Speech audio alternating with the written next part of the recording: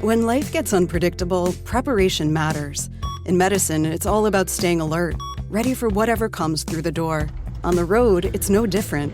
That's why Volvo designs vehicles to help anticipate risk, reduce harm, and protect lives. The Volvo XC90's advanced safety systems inspire confident decisions wherever the road takes you. The Volvo XC90, for life. Proud sponsor of the Pit Podcast. Learn more at volvocars.ca/safety. Well, over the past 2 weeks, we've been having conversations with the different political parties' candidates for the upcoming provincial election. And we continue this morning. We start with the Canadian Party of Quebec. Jacques-Cartier candidate, Dr. Arthur Fischer, joins us. Dr. Fischer, thank you for joining us this morning. Oh, thank you for inviting me, David. So, first of all, so you're a candidate in Jacques-Cartier. Maybe describe a bit the riding for us. Oh, it's beautiful. It's it's down south. It's several towns pieced together by Lac Saint Louis. Mm-hmm. I hope my French is improving. In fact, I'm bilingual in French and English. All right. Although my accent you can hear, I don't have a Quebecois accent. It's really gorgeous. The parklands, the forests, the leisure activities. I play golf, so of course the golf course. It's gorgeous. It's a gorgeous area. It's not developed particularly, and that's what I like. So I think it's a bit of Lachine and a bit of DDO, right? Is that it? DDO is in the next riding, but it's you're in the general area. Yeah, okay, it's over there. All right, I'll get it right eventually. I always get confused over there, because the boroughs aren't the same as the ridings. Anyways, it's confusing. But the first question, it's the big question this week. Before we'll get to healthcare on the Canadian Party platform, but violence is a big issue in Montreal. Absolutely. It's we spoke about it on the Big Five.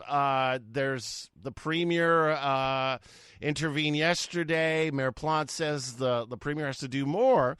I mean, this is a provincial issue. This is going to be an election issue. What does the Canadian Party of Quebec say to this major issue for Montrealers?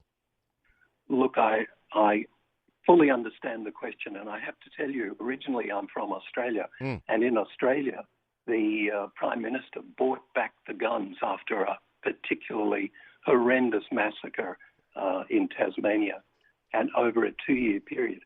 And consequently, most Australians, including me, when I was Australian, grew up in an environment where gun violence just wasn't there. You could be stabbed, you could be bashed, you could be killed in many other ways, but not by guns. And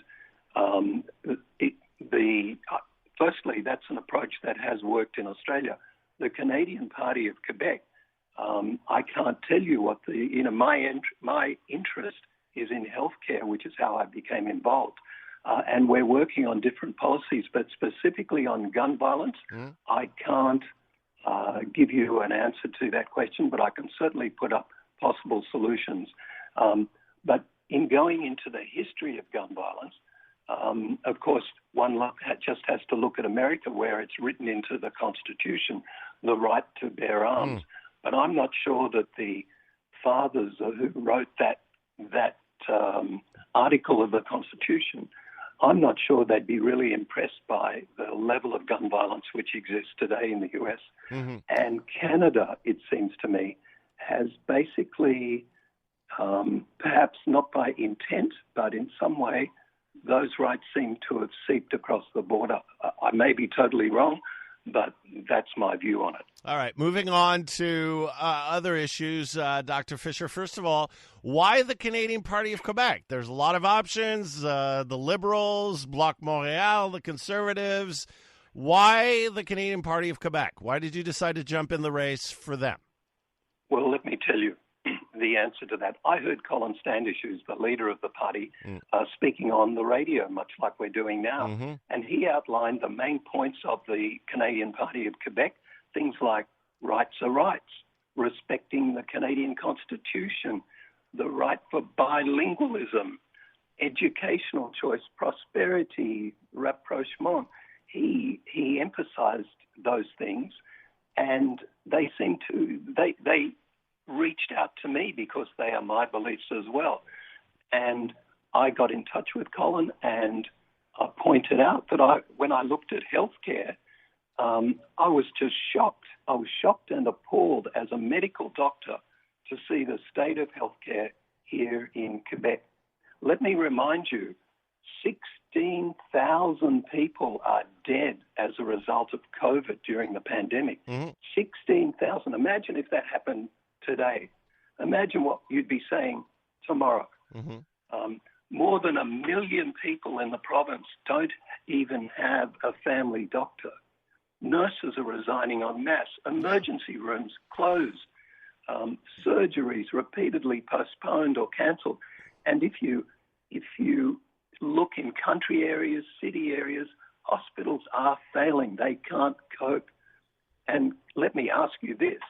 Can you remember, David, when you had a family doctor, when you needed to see that doctor, you rang up, you got an appointment in a day or two? No, Dr. Fischer, you're right. No, and I get what you're doing, and you're correct. I mean, no, and fine, I'll answer your question. I mean, I have to go to the private sector. I'm fortunate enough to have the money to go to the private side, because if I waited, I don't have a family doctor, so I can't, and the waiting lists are too long.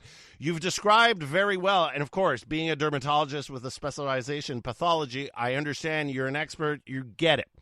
But what's the solution? I mean, let's say you're elected, and you become an M&A.